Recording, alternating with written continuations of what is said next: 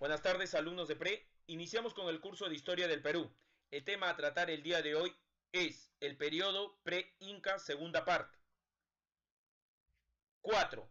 Intermedio temprano. Se inició a partir del año 200 a.C., extendiéndose hasta el año 600 después de Cristo. Época del florecimiento cultural. Las ciudades y los estados se desarrollaron. Se hicieron sistemas de irrigación a gran escala en los valles de la costa. Las poblaciones alcanzaron su máximo tamaño en muchas áreas y los artesanos llegaron a ser excelentes tejedores, ceramistas y orfebres. La guerra se hizo más común y se construyeron fortificaciones y ciudades amuralladas. Entre las civilizaciones que se desarrollaron en este proceso temporal tenemos A. La cultura Nazca. Cronología. Se desarrolló a partir del año 300 a.C. hasta el año 600 después de Cristo. Ubicación geográfica. Se desarrolló en la cuenca del Río Grande y valles aledaños a la provincia de Nazca, en el departamento de Ica, extendiéndose hasta el norte de Arequipa, cuya capital cultural de esta civilización fue Cahuachi. Descubridor. La civilización Nazca fue descubierta por el arqueólogo alemán Max Uhle. Organización social. Como muchas culturas prehispánicas, los Nazca tenían un sistema social basado en clases sociales, muy parecido a lo que se observaba en la cultura inca, de la cual vamos a tratar posteriormente. Entonces, dentro de esta pirámide social tenemos en la cúspide a las autoridades centralizadas. Estos son los señores y los sacerdotes. Tenían el poder para organizar y ejecutar el trabajo comunitario, así como eran los encargados de dirigir las actividades ceremoniales. Estas personas conformaban parte de la clase alta y eran residentes en edificios piramidales que se construían en sectores especiales de la ciudad. Debajo de esta clase social tenemos a una gran cantidad de artesanos especialistas en diversas artes u oficios, como la cerámica, la textilería, la astrología, la música, etc. Estos habitaban en ciudades pequeñas o centros ceremoniales, como el caso del complejo de Cahuachi. Como tercer segmento social tenemos a los guerreros o soldados, que formaban parte de una clase social especial, que era muy respetada por el pueblo y a la vez temida.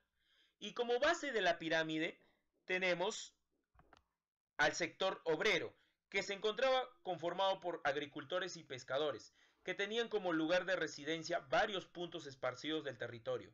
Cabe señalar que los agricultores tenían a su disposición casi todos los territorios de los valles, para que de esta forma pudieran desarrollar más eficientemente la agricultura, contando con el suficiente espacio y terreno fértil. Pasamos a los aportes culturales. Dentro del primer aspecto tenemos a la economía. Se basó primordialmente en la agricultura, la artesanía y la pesca. En menor grado la ganadería y el comercio, debido a que no se prestaba el espacio geográfico para realizar ciertas actividades.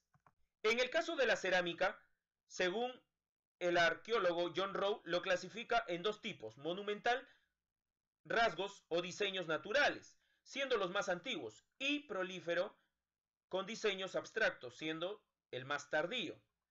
Otros rasgos de la cerámica vendrían a ser que estaba formada por 11 colores, quiere decir que era una cerámica polícroma, excepto el verde y el azul. El verde, que representaba al paisaje o a la flora, y el azul, que representaba el espacio celestial. Tenían mucho respeto a sus dioses de la naturaleza. Los diseños o los gráficos representados en la cerámica eran de rasgos antropomorfos o humanos, fitomorfos o de planta, y zoomorfos de animales.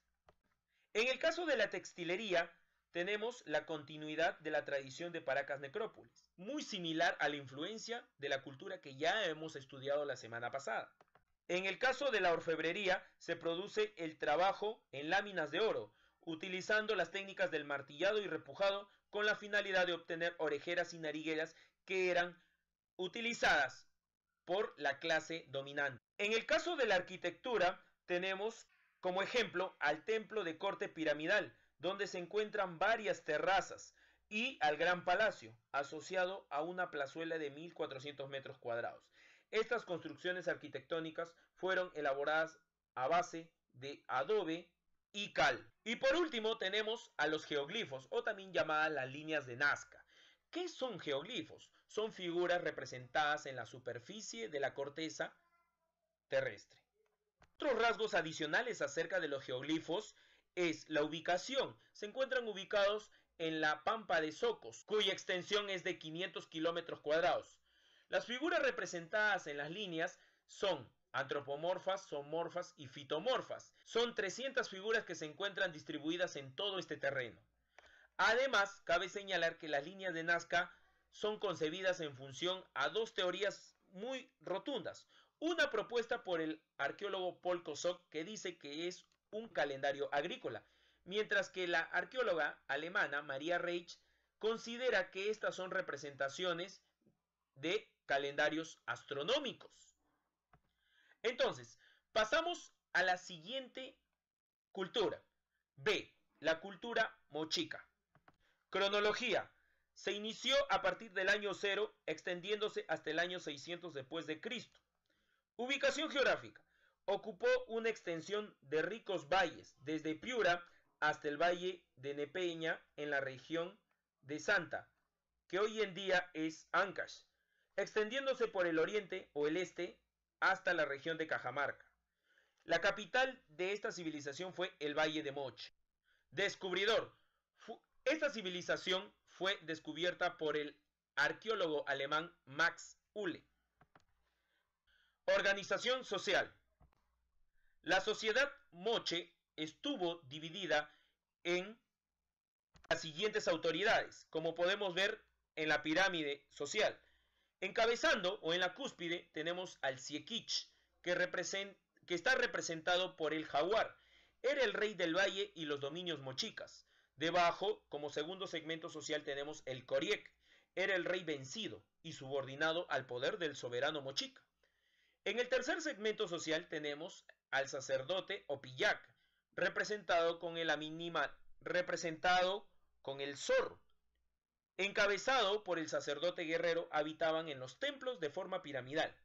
Y por último, la base de toda esta pirámide tenemos al pueblo, que está representado por el lagarto, que se agrupaban entre campesinos y pescadores, quienes vestían en forma sencilla y desempeñaban labores muy diversas entre la agricultura y lo que vendría a ser la pesca.